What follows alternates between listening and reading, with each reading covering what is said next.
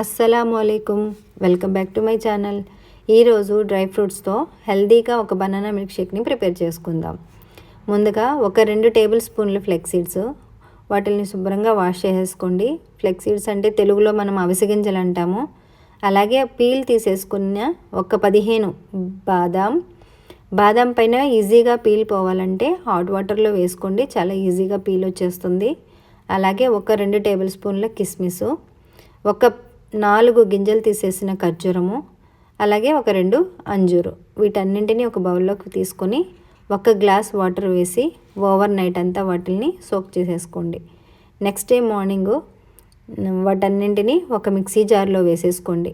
వాటర్తో పాటు వేసుకోండి, వాటర్ని తీయకండి. ఆ వాటర్లో కూడా చాలా ప్రోటీన్స్, మినరల్స్ కూడా ఉంటాయి.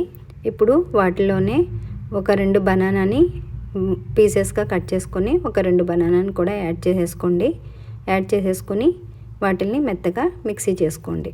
నేనైతే ఈ జ్యూస్లో షుగర్ కానీ హనీ కానీ ఏది యూస్ చేయట్లేదండి. ఎందుకంటే మనకి ఆల్రెడీ ఖర్జూరం ఉంది, కిస్మిస్ ఉంది, బనానా కూడా స్వీట్ కాబట్టి బనానా కూడా స్వీట్నెస్ ఇస్తుందండి.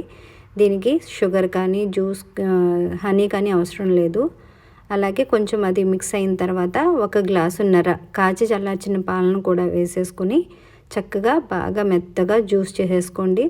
చాలా సాఫ్ట్ స్మూతీ లాగా బాగా వచ్చేయాలండి. ఇంతేనండి, ఎంతో రుచికరమైన హెల్దీగా ఉండే dry fruit banana milk shake ready.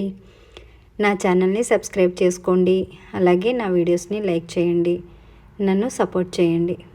ఇంకా నా ఛానల్ని సబ్స్క్రైబ్ చేసుకున్న వారు ఉంటే తప్పకుండా సబ్స్క్రైబ్ చేసుకోండి. Thank you.